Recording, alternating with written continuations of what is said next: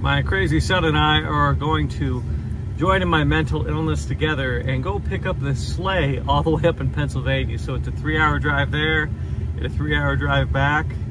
You excited, Peter? I love it. All right, we're here. Just sitting in the car. I want you to show me if you can get far. Step on the gas. Step on the gas. Here it is in all its glory. It sat in a barn for about 50 years decaying. The gentleman had it in good shape, he said, back in the 1970s when he purchased it, but this is just how it is now, and they're eager to see it fixed. And now for the long journey home. Oh, hey, take care. Take care, good sir. Get far. Step on the gas. Step on the gas. Step. Sometimes in life you just get very lucky. We had a gentleman knock on my window while we were waiting in the drive-thru for Arby's, and it turns out he was a sleigh and carriage historian that runs a museum right there in Pennsylvania. He explained that it is a Russian-style sleigh that was manufactured in Canada. We confirmed that by looking at the original company from Quebec that was written there. We also found a date of 1916 on it. However, it's more likely from the 1890s, according to him. Peter and I began to disassemble the sleigh. We wanted to get the rails off of it and just get it down bare where we could work with the wood and assess if it was rotten and what we needed. We had to remove all the upholstery and each and every upholstery nail. So began the cleaning process. I love the screw. I love how some of the bolts like groan as we turn and they're like, no. There was very little rot, mostly just on the seat. In addition to that, there's a few broken pieces of metal in the front, but everything is there. Oh yes, I need to clean it. The front of the sleigh is warped and has cracked over time. It's another issue that we do have to tackle. All of the nuts, bolts, screws, and hardware were put into a plastic sorting case to keep them organized. We removed decades of grime from this sleigh. In addition, I did a lead paint test and we are lead free. The only rot I could find on the sleigh itself was on the seat and one board in the back. It's truly remarkable the shape it's in. While cleaning, we found more of the original color, such as the crimson red floor. Throughout the project, October the cat leered at us threateningly. I fully acknowledge he should have his hair back in a ponytail when working with a sander. While Peter was doing that, I was using the rotten parts of the seat to draw a template to replace them. Thus far it's been 2 days and we have it cleaned up, we have rotten pieces replaced, and we have it sanded. And we just got to fix a couple of structural things.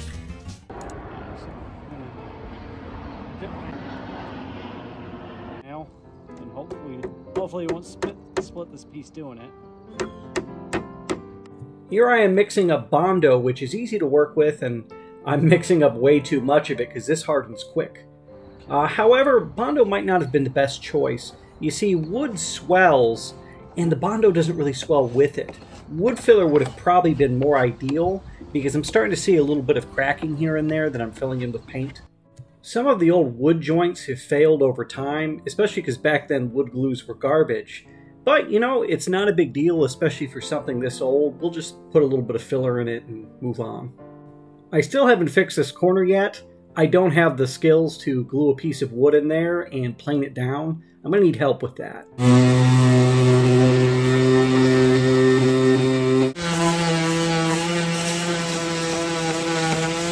I really needed to deal with the metal on the sleigh. Nothing was too badly rusted, but I wanted to use rust converter.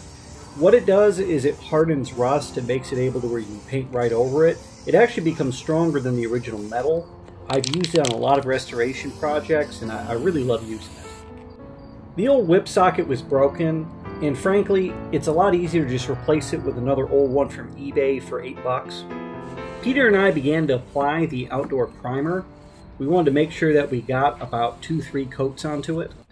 We moved on to replacing the rotten pieces and painting them with a poly. That way they get a little bit of water protection themselves. I don't want to damage the old writing on the seats. That's when we moved on to the metal. frankly, I don't use anything but citric acid. Citric acid is benign enough to where I can't burn myself, and I'm very clumsy. It doesn't produce any noxious fumes. I think it's the best way to go for this situation. It may take a little bit longer to work, but it does work faster than vinegar. We finally got 3 coats on it, and it's hard like a shell. And there's Peter hitting the gritty. I come to find it's not bare brass, but nickel-plated brass, and I would have to grind it down, so I'm really debating what I gotta do here. I think I should just clean it and paint it. All it takes to remove the tarnish is just to pull it out every few hours, give it a little bit of a scrubbing, and put it right back. We picked a color as close to what we thought the original green was and began to paint. We used an outdoor latex paint. I probably should have put painter's tape on the bolts that are sticking out, but it ended up not making a problem for us.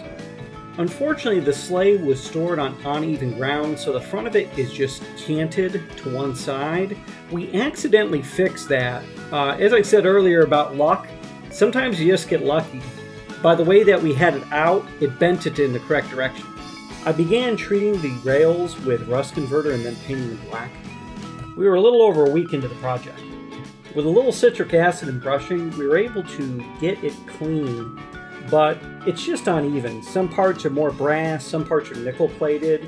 If it stayed in the citric acid long enough, I might get a little bit more of the nickel off, but I really don't know. So I'm probably just going to paint it. We do have one bracket that was broken before I cleaned it up. We also have a few breaks in the brass as well, but it's nothing that a little bit of resin and honestly some old chopsticks couldn't handle. I kind of used those to splint the interior of it. By far the most rotten part of the sleigh was the removable seat. The interior boards with the springs, however, were in great shape. I'm happy that I used it as a template to cut the new boards first, because it exploded when I put it into the saw to cut the rotten parts off, and that's not an exaggeration. The springs began to wobble and it was just so unstable that it exploded. I was so happy I wore safety glasses. I haven't seen it before and I doubt I'll ever see it again. Using rot-proof cedar, I made a new seat. I used rust converter on the springs to preserve them. We began to clean the bottom of the sleigh and begin to prep it for paint. I also began to spray down the rails with rust converter to preserve those as well, and we also gave them a coat of paint too. It was really important to paint the bottom because it could literally rot up from the bottom of the sleigh. This needs protection just as much as the rest of it. We painted the second seat for the sleigh, and then we moved on to painting the rails and some of the other odds and ends. That's when we noticed one of the floorboards was rotten and swelling. This was because the cavity itself was just full of hay and straw from the seating, and what you see here is not even half of what we originally pulled out when we opened it. My goal was to get it cleaned out and get it dry so we could begin fixing it. I left a fan blowing on it overnight to dry out the wood. It did an excellent job. It was bone dry by the next day. I used some canned air to get the last little bit of dust out for painting. Usually water can escape through the cracks between the boards on the bottom, but there's a place where it was puddling right here, so I just drilled a couple of holes to let it drain. Kneeling here painting, and she climbed on me and is purring, and I'm so afraid. I put in a replacement board and chiseled the end so it would fit. I want to go on record and say I hate red paint. It takes a million layers to get anything done. Enjoy the painting process. The gold paint really tied everything together. It gives it a great accent. I have a more positive opinion of acrylic gold paint now.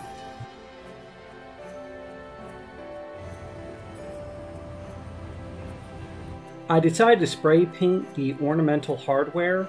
It gives it a nice protective coat. Furthermore, it is reversible in the end, so I don't think I'm doing any lasting damage. It was time to load the sleigh up and take it to an upholsterer in Baltimore City. He saw pictures of it and said it was something he could do. Thankfully, the sleigh really isn't that heavy. It just takes 2 or 3 of us to lift it up, and it's pretty easy to carry. I met with our upholsterer, Horatio, who was very friendly and really helped us pick out the colors and the type of fabric that we needed. We settled on vinyl to make sure it was protected from the elements. For the purpose of economics and time, we decided against tufting. Horatio told us that it doesn't really look great on vinyl anyway. It would look better if we did leather, but he advised against that for us. Well, we're on our way to go pick up the sleigh. Let's go get it. I couldn't have been happier. He did excellent work. Apparently he told his grandkids that he was working on Santa's sleigh, and they came down there to see it and sit in a little bit. After securing the sleigh and ensuring that no ratchet straps were biting into it by using towels, we were on our way. Well, every sleigh needs some reindeer, and I procured some animatronic ones, and one of them I want to make into a Rudolph. However, they don't sell a Rudolph, and he doesn't have a red nose. I could paint it, but I decided to take the black nose off of him, and I went to go see my friend Henry, who makes molds. I always wondered why we don't see more of Rudolph in art, because he isn't in most Christmas art, and that has to do with the fact that he's still a copyright character. He doesn't enter the public domain at all for another 10 years. So a good rule of thumb or finger for silicone is that you want about a finger width around all the sides and on top. That'll keep it from deforming. Excellent.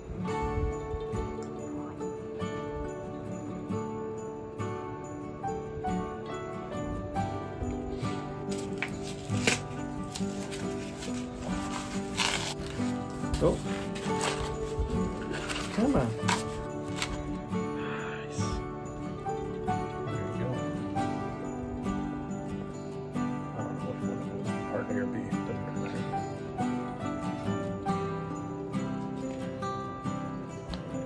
Flip a little bit. Yeah.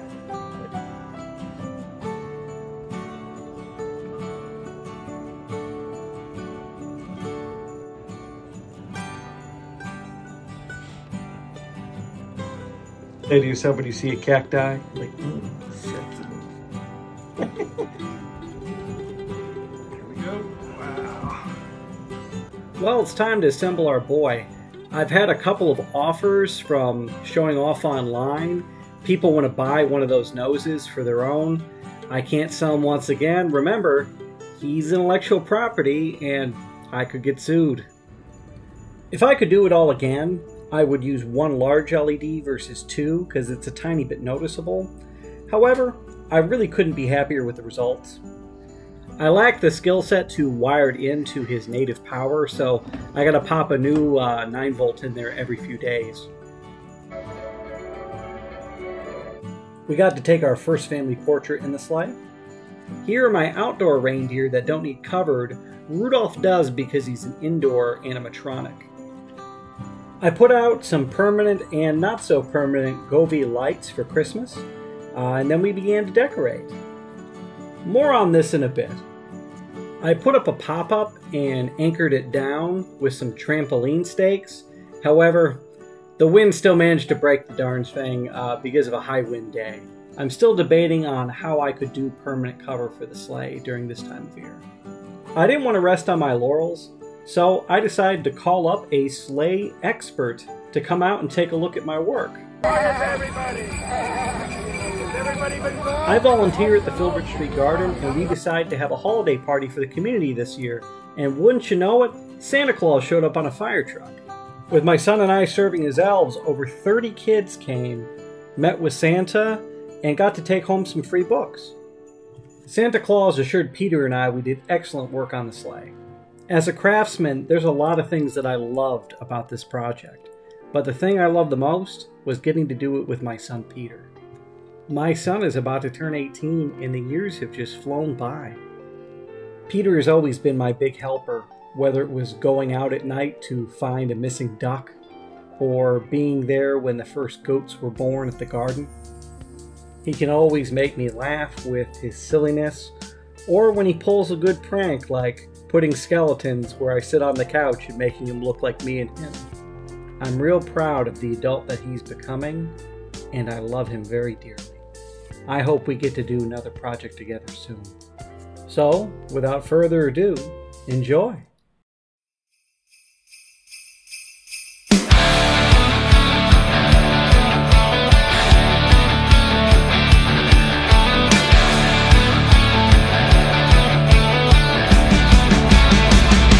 Feliz Navidad. Feliz Navidad. Feliz Navidad. Prospero año y felicidad. I wanna wish you a Merry Christmas. I wanna wish you a Merry Christmas. I wanna wish you a Merry Christmas from the bottom of my heart. I wanna wish you a Merry Christmas. I wanna wish you a Merry Christmas.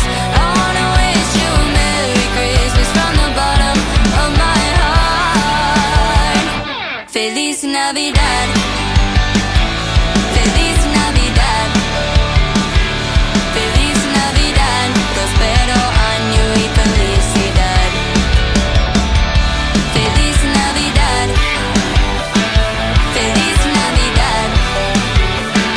Feliz Navidad. Prospero año y felicidad. I wanna wish you a Merry Christmas. I wanna wish you a Merry Christmas. I wanna wish you a Merry Christmas from the bottom of my heart. I wanna wish you a Merry Christmas. I wanna wish you a Merry Christmas. I wanna wish you a Merry Christmas from the bottom of my heart. Feliz Navidad. Feliz Navidad. Feliz Navidad. Prospero año y felicidad. Feliz Navidad.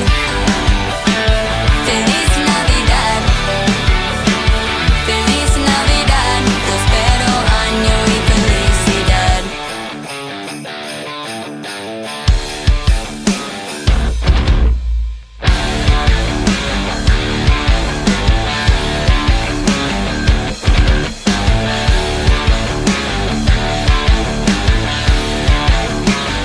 I wanna wish you a Merry Christmas. I wanna wish you a Merry Christmas. I wanna wish you a Merry Christmas from the bottom of my heart. I wanna wish you a Merry Christmas. I wanna wish you a Merry Christmas. I wanna wish you a Merry Christmas from the bottom of my heart.